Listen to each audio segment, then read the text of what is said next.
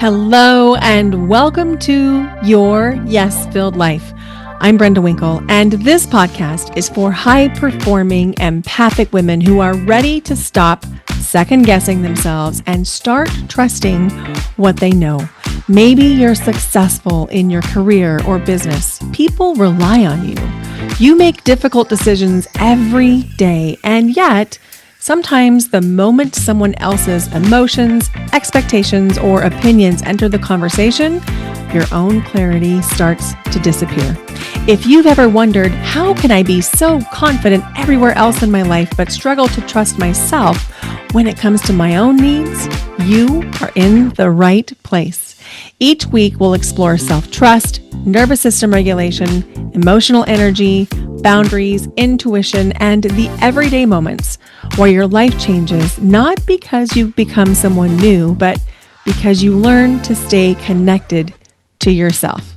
I'll share client stories, my own experiences, practical tools, and honest conversations to help you stop abandoning yourself and start creating a life that's truly your own. Because I believe you already know more than you trust, and that is a yes-filled life. I'm so glad you're here. Let's begin. Hello and welcome to Your Yes-Filled Life. I'm your host, Brenda Winkle. Today on the podcast, we're going to be doing something I've never done, which is I am going to put down my hat, my proverbial hat, as a coach or a psychic medium, and I'm going to be your friend. And those of you who have me in your life as your friends, you will know this version of me. And those of you who haven't met this version of me yet, welcome. And I am doing this because I love you and I care enough about you that I want you to know something. So I want you to imagine that we are out at dinner. We're having a great time. We've got great food, great beverages, whatever it is that you enjoy when you're connecting with your friends. That's what you and I are doing right now, okay?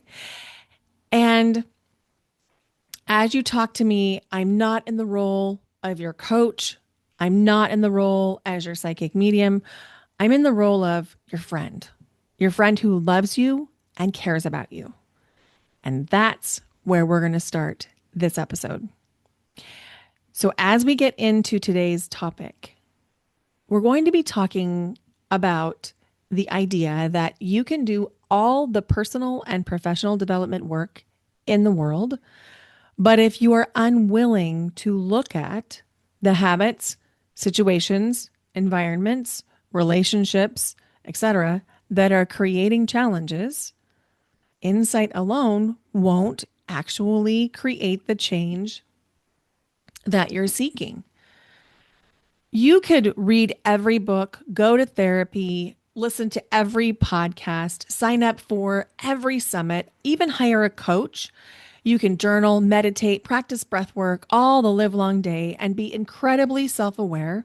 You can take every professional development course available to you, and a lot of us do that. But if you're unwilling to look at your choices, your habits, your boundaries, your standards, your situations, and relationships that keep producing the same results, that work will only take you so far. Will you get benefits? Yeah, of course you will. But there's going to be a cap. And if you have been doing professional development work or personal development work and you have been hitting a cap, this might really hit for you because this might feel like you're not gaining traction. It might feel like frustration. It might feel like, why isn't this working? And it's because there's something that we need to let go of, something we need to shift, something we need to look at differently. This is one of the main reasons that I created Power Self-Trust for Empaths to be a year-long experience, because it takes time. It takes time for us to move through awareness and insight into the actual behaviors that might allow us to actually change. In fact, I like to think of a 4-part cycle, and I like to think about it moving in a clockwise fashion with those 4 slices of pie, so to speak. The first one is awareness that a change is needed. And that's a place where so many of us get stuck. We know we need to change. We know that there's something that doesn't feel good. It feels crunchy. We find ourselves stressed or sad or overwhelmed or overthinking or worried or in fear or constant just gripping onto our lives, worried about our family, worried about finances, worried about work, worried about whatever it is. But we're not actually doing anything in that section of the cycle of change. We're just there aware that something needs to change. And then we can move into the second little section of the cycle of change. And that is where we are preparing to change. And in that preparation stage, we're gathering information, we're doing research, we're determining what we think would be the best way to proceed. We're figuring things out. We're starting to kind of do a practice or a pretend of, well, if I made this change, what would I do? And then we make more decisions to sort of prepare for the change. Now, those first two cycles, or not cycles, but the first two stops on the cycle of change, the awareness of the change, where we need one, and the preparing for a change are where people often get stuck. And the problem is that a lot of times we'll get stuck there and not realize we're stuck, but feel frustrated that we don't yet have the results we want. Now, to be clear, this isn't about shaming anybody. And so this is not where this episode is going, I promise. Because the truth is, in any change, there is this part of the process where my coach, Tiffany Carter, calls the dirty diaper phase, where like you're sitting in shit for a while. And in any part of any type of meaningful change that you're going to make in your life, there is this dirty diaper phase. Okay. And it can come at any stop along the cycle of change, depending on your own situation. And so I want to normalize that that is part of it. There's this really uncomfortable period. We'll get into that in just a minute. But in the awareness of change phase, a lot of times we think that because we're aware that a change is necessary, that we're actually doing something about it. And we think in the second phase, the preparing for a change, we think that because we're aware of the change and we're researching things to get ready to do the change, that we're actually changing. Those sections of the cycle of change, awareness and preparing for change, are really important in the cycle of change. They're necessary, but they're also a little bit like quicksand where you can get stuck in them for a long, long time. And again, this is why I created Power to be a year, because in a year, you might be able to complete the cycle, because stage 3 on the cycle of change is implementing the change. It's where you're doing the action, where you're changing how you're setting your boundaries. It's changing how you're looking at your own personal standards. It's changing how you communicate with yourself. It's changing how you advocate for your own needs. It's literally the action phase on the cycle of change. And then stage 4 on the cycle of change is where we are now integrating the change into the rest of our lives. The first half of the cycle of change, the awareness and the preparing, are important. And I can't stress this enough. They're worthy, they're important. And if you're there, that's okay. But here's the thing. There's a tipping point that you need to move from the preparing for change into the integrating change. And if you are not doing something, it feels very frustrating because it will feel like you're spinning your wheels out. Insight can happen in just a moment. Like maybe you just were like, whoa, I get it for the first time. It's the embodiment that happens over time. And in order for the embodiment to actually take root, we have to feel safe. And by its very nature, change, when the brain recognizes that there's a change, it's viewed as a threat. It is inherently unsafe for you to change as far as the brain is concerned, because your brain has been programmed to scan for anything that's different because a change could mean something life threatening. Like maybe you'll get chased by a tiger, or maybe there's a snake in the grass. And so your body and your brain are working together. So every time there's a change, you notice it. And then your brain ramps up its threat response or stress response. Maybe you call it being activated. Maybe you call it stressed. Maybe you call it, I don't know, whatever you call it. But I'm going to give you a really good example. My dog, Bentley, is a reactive dog. He has an extreme level of anxiety. This morning, we went out for our walk at the beginning of the day. It was a great walk. It was just business as usual. We had a nice time. It was fun. It was not stressful in any way. The second time we went out for a walk, my neighbor 2 doors down had taken her car out of the garage and backed it into the driveway so she could wash it. When Bentley took one look at that car, he lost his marbles. The hair on the back of his neck stood up straight. He started to growl. His body got tense. He started to bark at a car in the driveway because he recognized a change. Bentley's brain told him that was a threat. He doesn't have control over whether his brain codes something as a threat or not. His brain signals his nervous system, ooh, change, danger. Your brain does the same thing.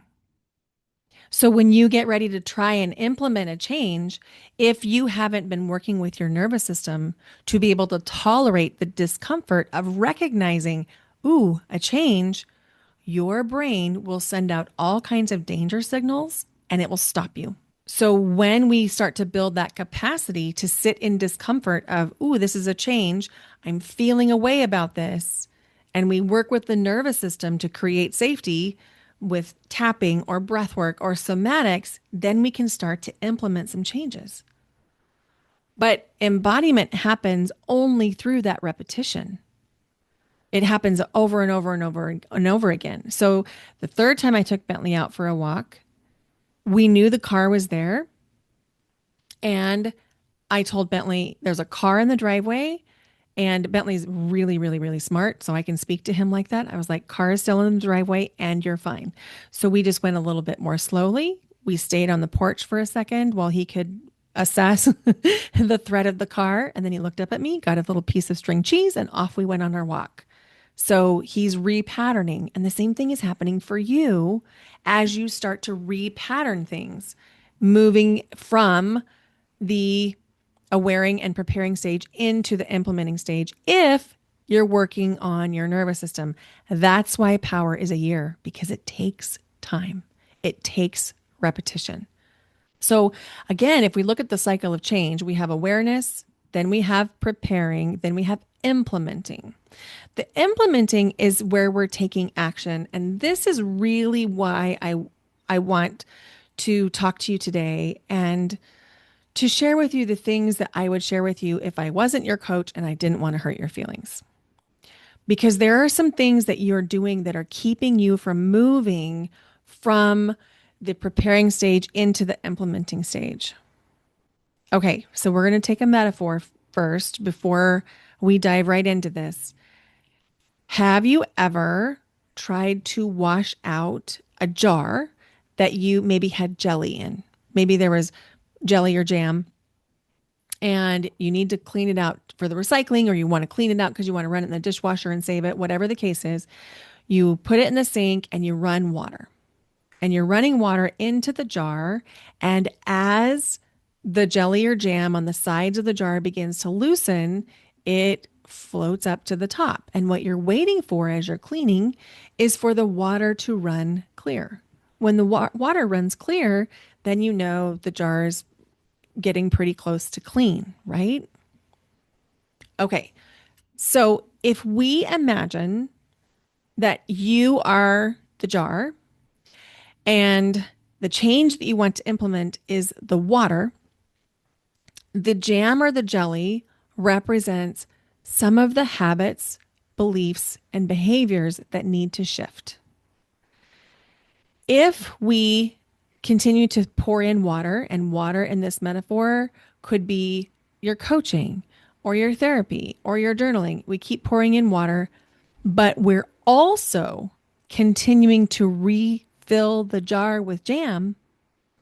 The water won't run clear.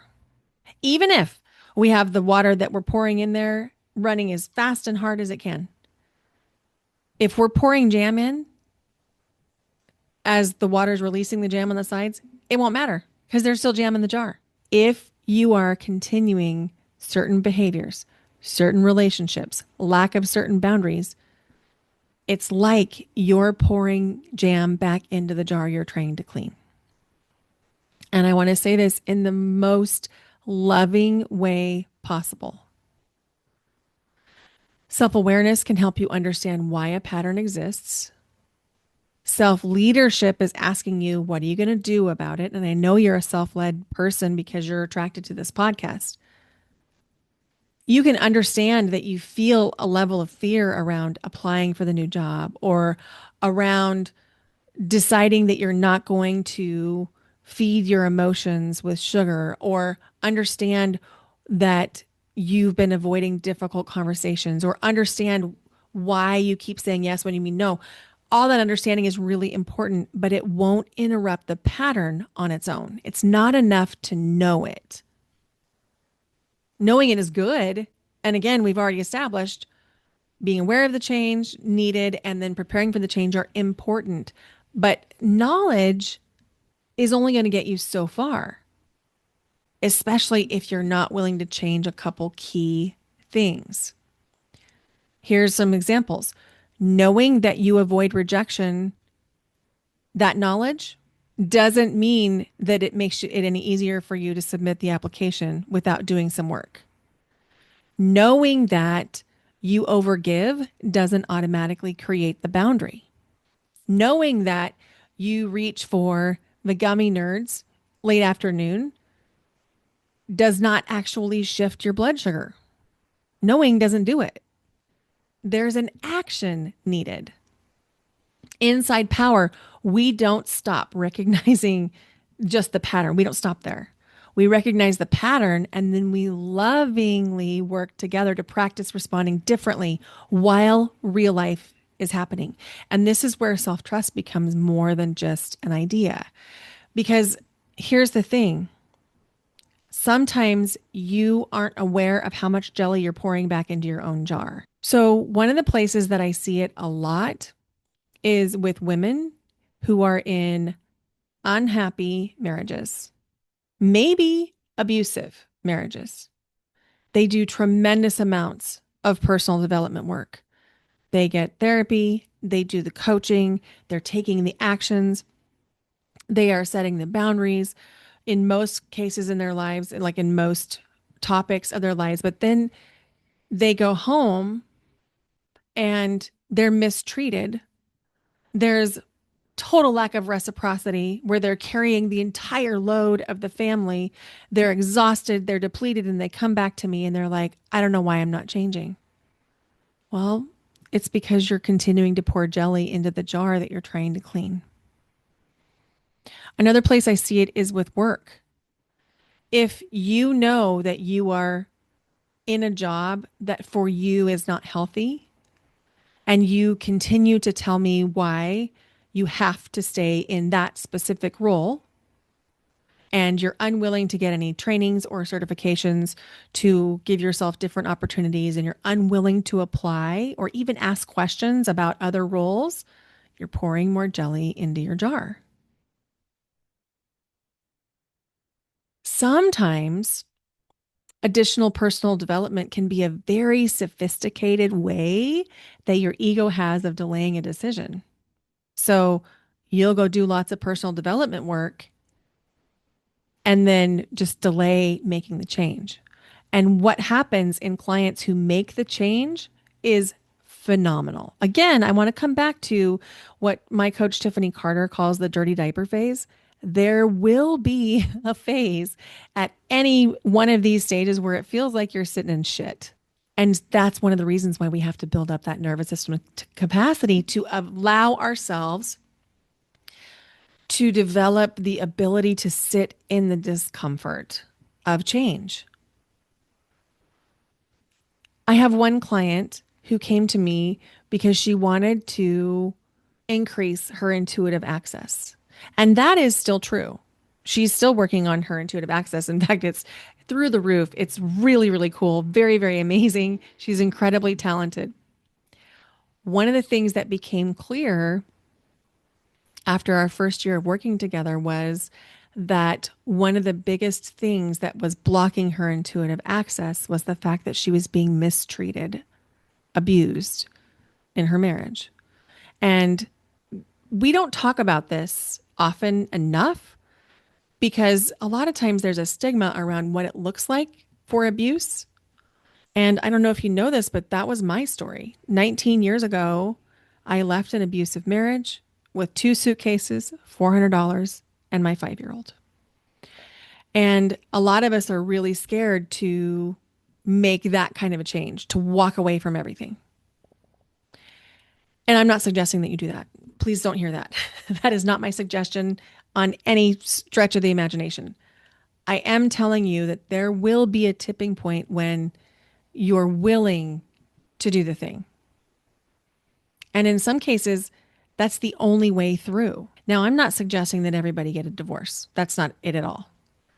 I am suggesting that there may be behavior patterns, there may be relationships, standards, and boundaries that you're ignoring that are actually keeping you from moving into that implementation section of the cycle of change. And the discomfort can come from lots of different places. It could be fear of being a beginner or not wanting to become a beginner again. It might be that you don't want to risk rejection if you start applying for a different kind of role or you start putting yourself out there as a business owner. It might be that you're really uncomfortable investing in training and that's a really big stretch for you because you've never spent your money on yourself in that way before. It might be allowing someone to be disappointed and sitting with the discomfort of their disappointment without rescuing them so that you feel better too. It might be admitting that something has run its course. Maybe it's changing a familiar routine. Like, for example, I noticed that over the past several months, my Netflix watching had gone up a lot. And I was watching more TV, not TV, but Netflix than I had watched in a while. And I didn't like it. And I noticed it was impacting how I felt about myself. It was absolutely impacting my step count on my watch. I was noticing my resting heart rate was starting to raise. And I thought, wow, I need to make a change here. And so changing my routine to watching Netflix in the evenings, and instead now I go dancing and I go to my salsa and bachata classes. Changing that routine was not easy. I had to come up against with all the reasons I was telling myself I can't possibly. I'd have to cook dinner earlier. Okay, so let's cook dinner earlier. I'd have to eat dinner earlier. Okay, so let's eat dinner earlier. I'd have to leave Bentley. Yeah, most people leave their dogs home for more than an hour a day, so maybe he'll be fine.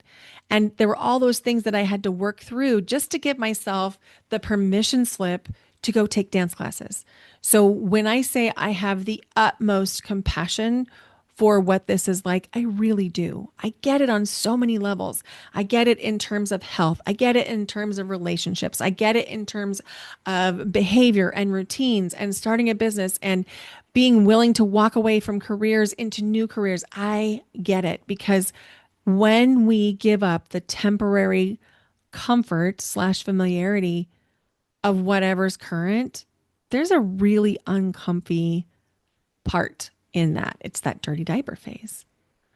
And one of the things we sometimes find ourselves resisting is taking responsibility for the result of whatever happened. I'll give you an example. When I went to Madison this year for my niece's graduation, there were cake and cakes at every event. Now, it probably would have been good for me to use some discernment and to choose only the cake that looked the very best. But no, I decided I was going to go on a cake tour of Wisconsin, and I had cake every day for 5 days. Well, naturally, I very quickly had a body response to that. I quickly got a little puffiness around my chin and my cheeks. My clothes didn't fit as well.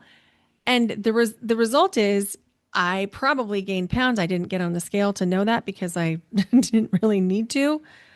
But the truth is, nobody made me eat that cake. I ate the cake. I made the choice. And so sometimes there's a need to take responsibility for the result. But again, I'm saying this through the lens of the more love and compassion you can offer yourself, the more ability you have to move from the awareness and preparation stage of the cycle into implementing. Your life is responding to what you repeatedly do. So your life is shaped by what you believe. Your life is shaped by the energy you bring, but it's also shaped by what you repeat and what you allow. You can do all of the pouring the water into the jar to remove the jelly and the jam from the sides of the jar.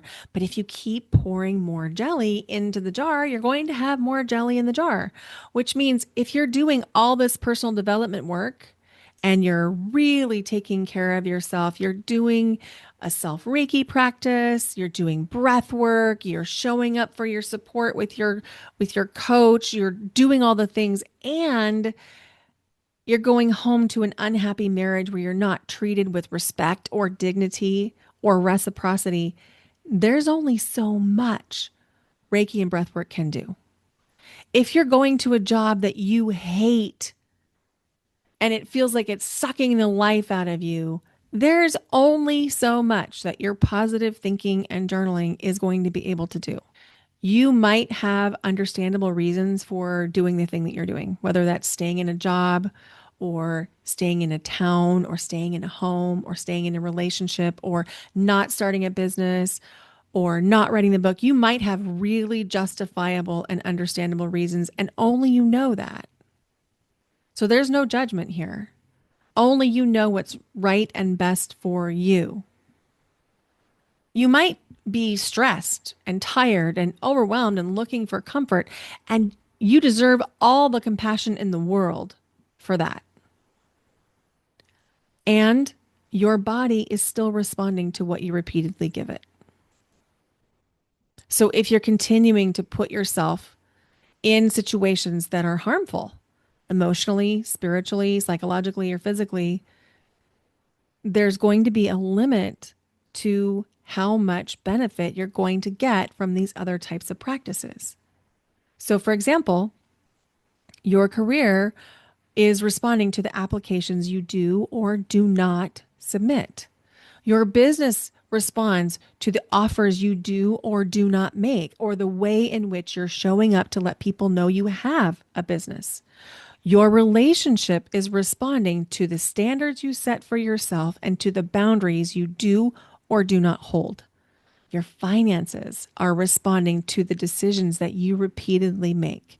Your health is responding to the habits you consistently practice. Your nervous system is responding to the environments you repeatedly place yourself in. Your life is not punishing you, it's giving you feedback. Which is why I teach so much about the importance of finding joy. Joy is like your internal GPS system. And when you do things in the lens of chasing joy, to find joy just for the sake of it, it is so healing because it's going to help you feel what's possible. It helps you cleanse out your own jar. That's part of the reason I'm dancing all the time right now. It brings me so much joy. Regulation is not just to help you endure the pain. It's not just to let you give you more capacity to sit in the discomfort, although it does. It will help. It absolutely will help. It's also to help you find a new path, a path where you can create the life you really want, whatever that looks like in terms of work or relationships or finances or health. It's not just about feeling better all the time.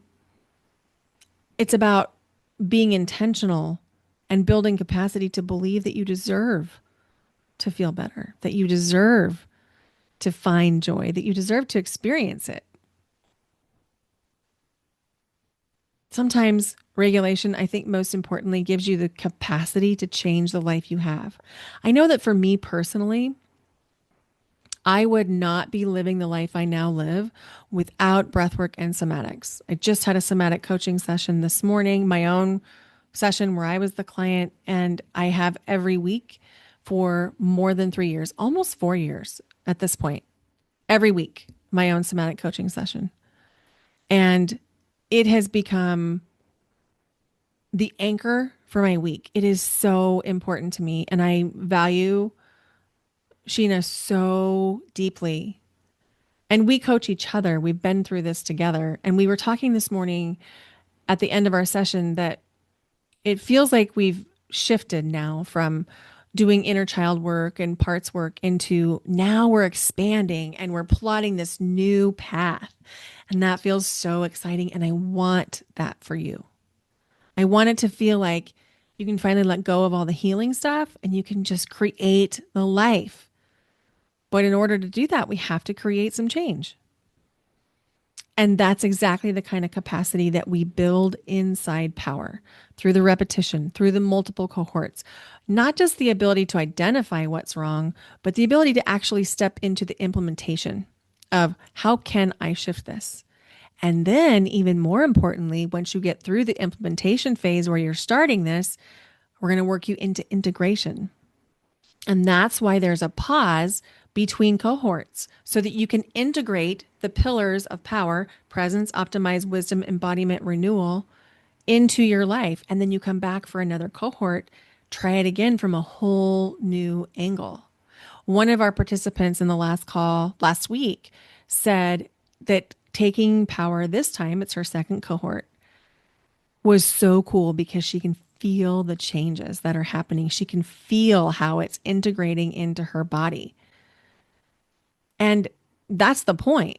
The thing I want for you is to be able to move from the awareness of change and preparation of change into the integrating phase.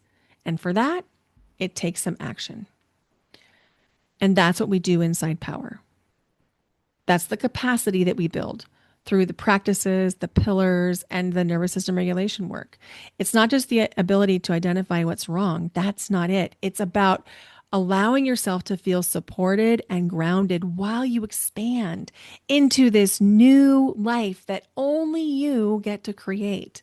And the cool thing is, a lot of your relationships are going to improve because when you look at the relationship you have with yourself, and you're willing to take the actions that you know you need to take, a lot of times the resentments that you've carried for years begin to disappear. It's so cool. And when that begins to happen, you're going to notice that it's easier for you to stay grounded while you create changes. It's easier for you to practice a new way to respond, a new way to set a boundary, a new standard to uphold until it becomes a part of your identity. And when it becomes a part of your identity, then we know it has some staying power. So as you are doing the breath work, the Reiki, the coaching, listening to the podcast, listening to other podcasts, listening to other creators that I know you follow on Instagram or TikTok or Facebook, I'm curious if you're using the right tool to solve the right problem, or is it possible you're asking mindset work to solve a practical problem, or breath work to solve a problem that's actually at your job, or your intuition to solve a problem that's actually your boundaries. Because what I will tell you is over the last several months, I've been very active on an app called Everclear, which is a psychic and empath phone line where you can get phone or text readings. And one of the things I see people get stuck in is thinking that insight into how somebody else is thinking or how somebody else is feeling is the answer. The answer isn't coming from outside. It's going to come from you. I want to be really clear here. I'm not telling you to do anything. I am trying to ask you some questions so you have some ideas to think through. So, if your job is toxic, maybe the next step would be to update your resume and think about ways in which you could allow yourself a different career or a different job. Maybe it's about researching a different certification or moving to a different state and getting certified if you need to in a different state for whatever it is you do. Maybe it's about asking somebody else in a different field if you could ask them some questions or shadow them for the day. Maybe it's just submitting one application. If your business isn't generating enough income, maybe the next step might be making an offer instead of sitting in Canva again or redesigning your webpage for the 43rd time. Maybe it's more about talking to people. And if a relationship repeatedly requires you to betray yourself, you notice a complete lack of reciprocity, you're being asked to carry everything, or you're being mistreated, maybe the next step is to take a look at your standards and set some new boundaries. Have that difficult conversation, reduce access, or maybe even leave. You cannot create a different outcome while you're protecting every habit that created the current one. That is so important. I'm going to say it again.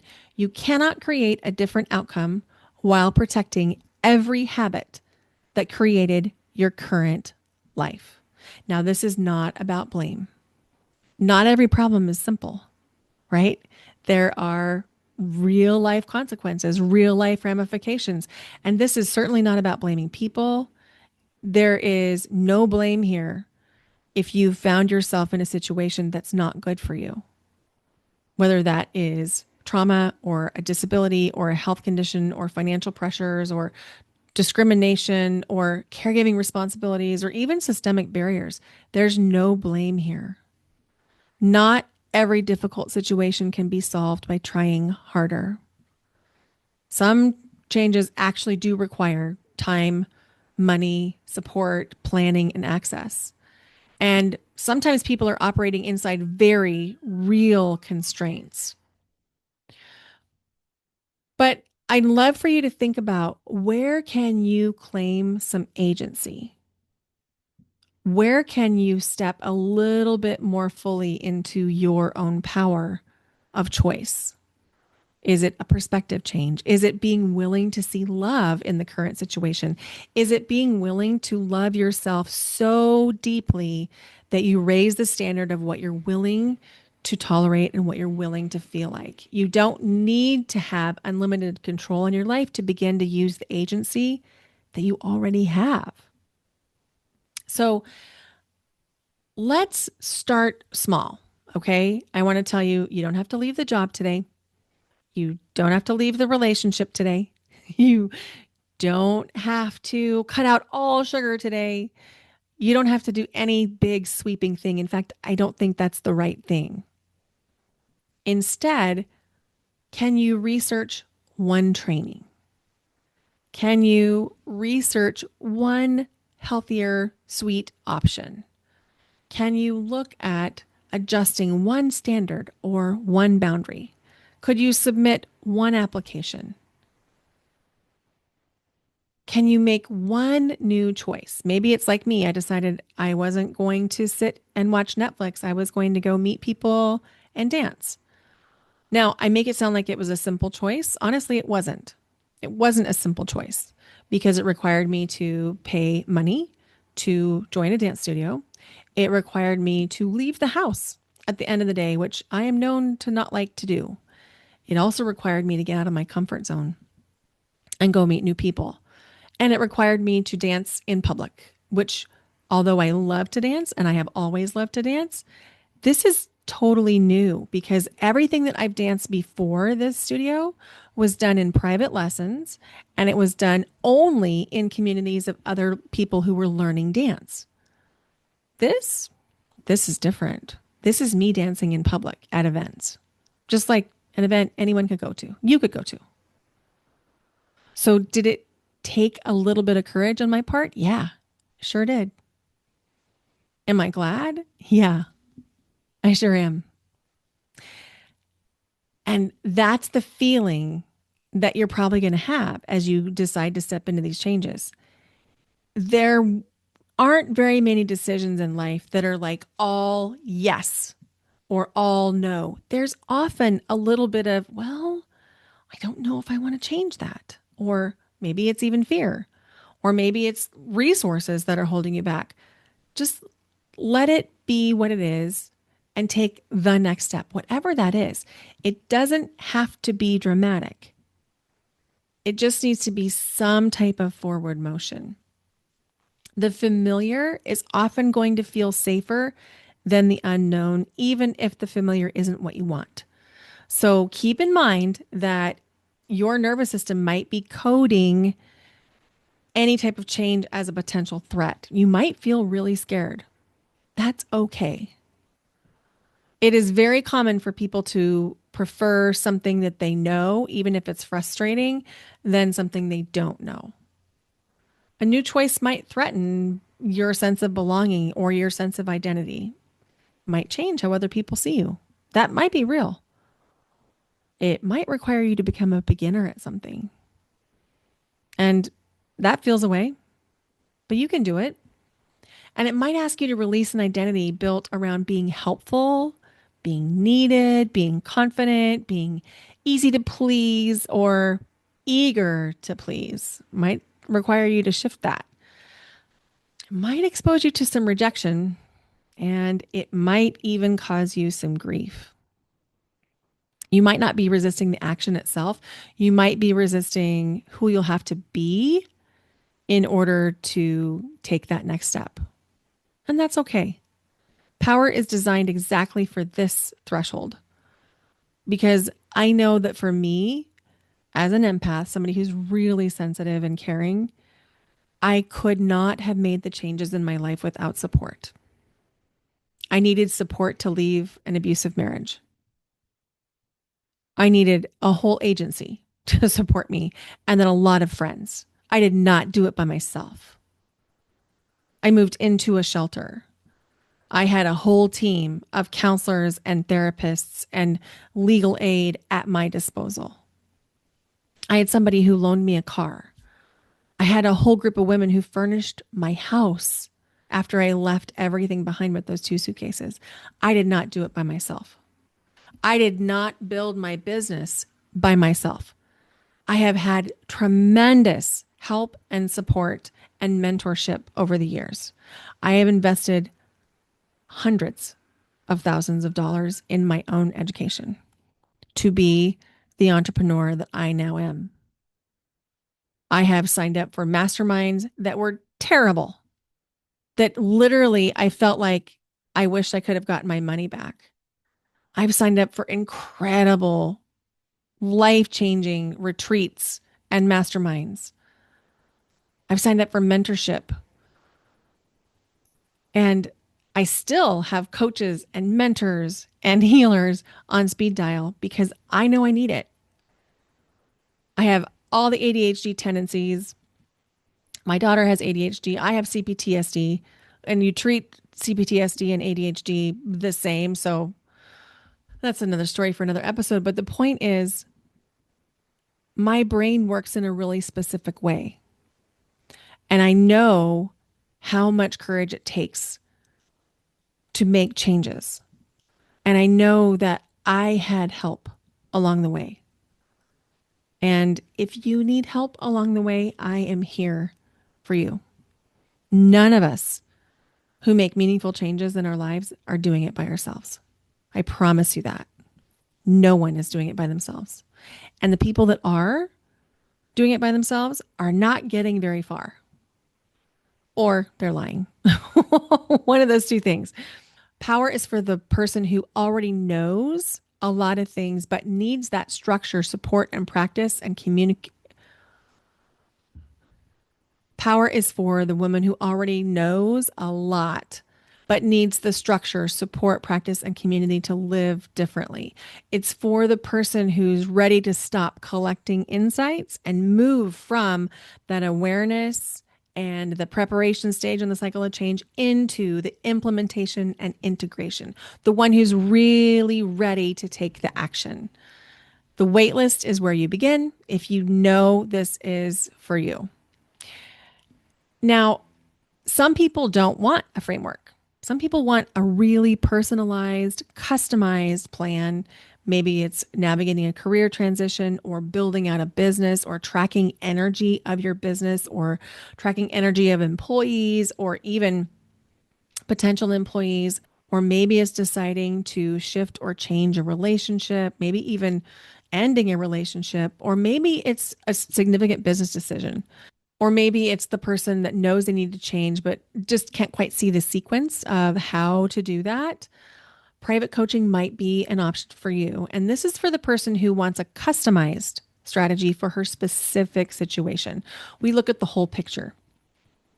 We identify all of the components of a decision. We work on helping you to connect with and trust your intuition. We clarify those next steps. They're customized for you. We build the plan that you can implement realistically. And then we work with the emotional and nervous system responses that arise.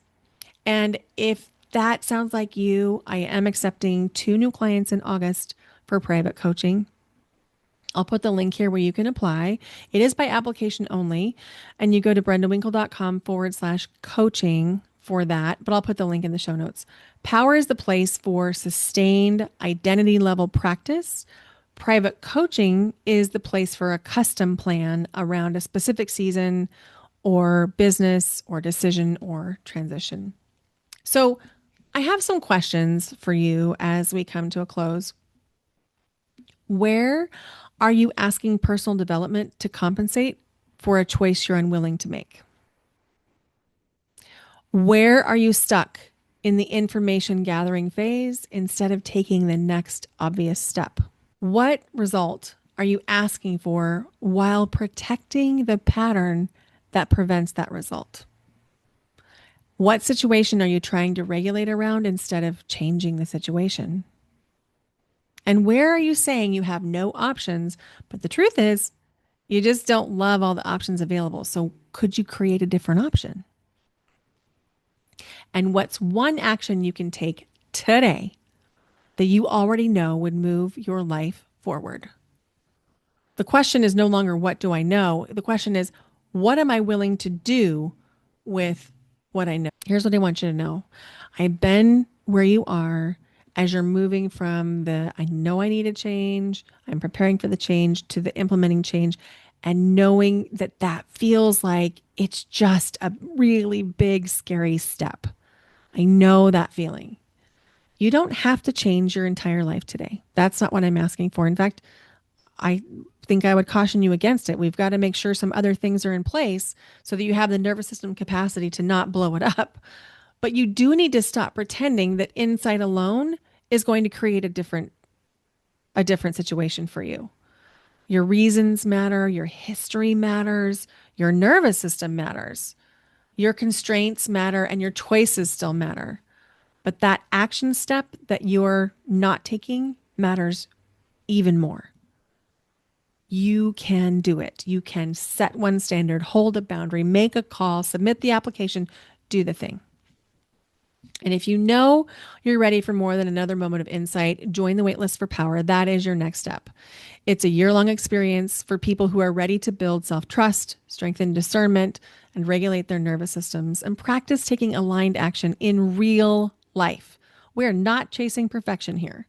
We are building the capacity to stop abandoning ourselves when looking at change gets to be uncomfortable. And you can join the waitlist in the link in the show notes. And if you're facing a specific decision or need a personalized plan or want some business energy, work, or insight, private coaching might be a better next step. And the information's in the show notes. You don't need another generic answer. You might need clear, individualized support for the life you're actually living. Keep in mind that the amount of personal access you have to me is very different in private coaching compared to power, and the price reflects that. You already know more than you think you know, and the next chapter is shaped by what you're willing to do with what you know. I love you and I believe in you. And I know that you're ready to take that next step. Bye for now. Until next time.